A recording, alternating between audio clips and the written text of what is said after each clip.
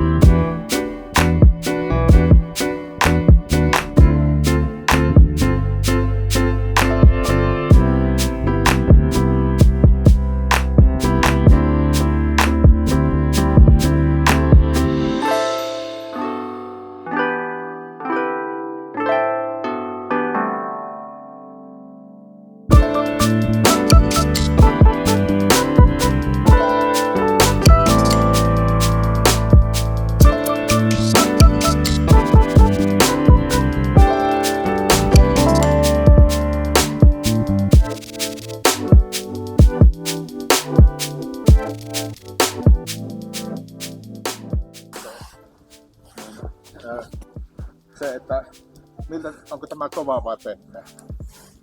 Kumpiko se on? Se on kova. Tai on vähän pehmeä. Niin, ja sitten se että niin pitää muistaa, että valokuvassahan niin tämmöinen ei ole kova, vaan kun meillä on pyöreitä muotoja, niin sehän korostaa sitä pehmeyttä.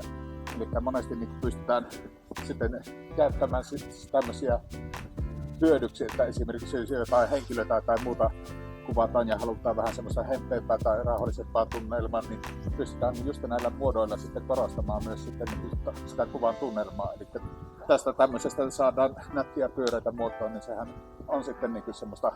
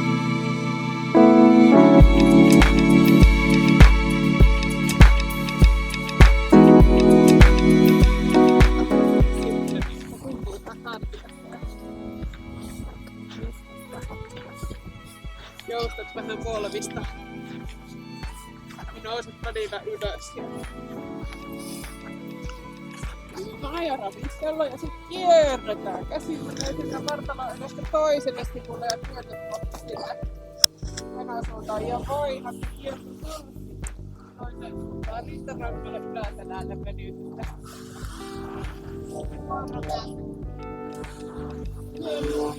Ja tunnet siellä sen venyn. Ihan siinä lapannut takana hartialla.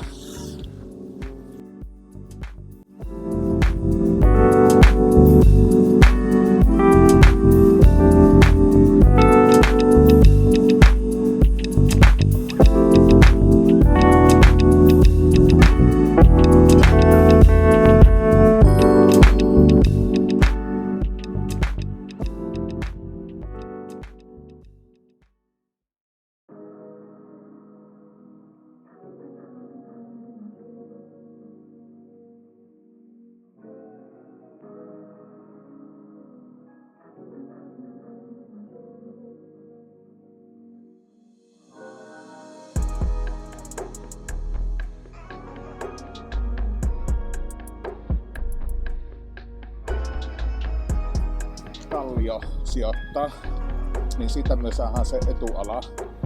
Ja sitten niin tavallaan taas sellainen horisonttilinja, että niin huomaat, että nyt tänne tulee siihen ja horisontti vaikka tuohon. Ja sitten jos täällä on joku nätti puu, niin laitetaan sitten se puu sinne. Eli tälleen me saadaan tänne taivastaustat. Meillä on kohde, mikä on, ja sitten on vielä etuala. Eli sekin on niin yksi tämmöinen mitä kannattaa niin ihan kännykkäkamerallakin kun ottaa kuvia, niin lähtee miettimään, että tehdään sitä niin kolmiulotteinen tästä kaksiulotteisesta kuvasta.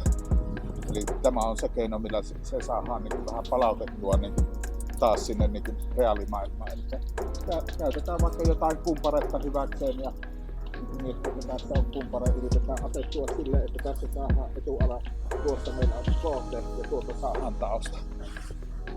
Elikkä se on niin kuin meillä, sitäkin voi niin kuin tässä, meillä on varmaan vielä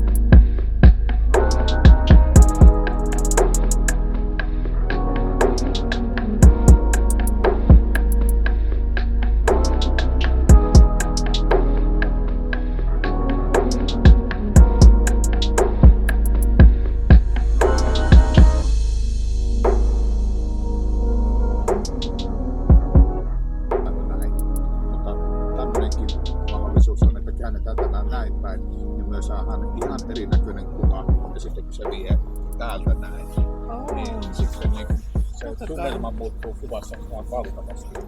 Eli ihan niin tämmöisillä pienillä, tätä kannattaa niin heilutella ja käännellä ja katsella, niin näillä on hirmu suuri merkitys.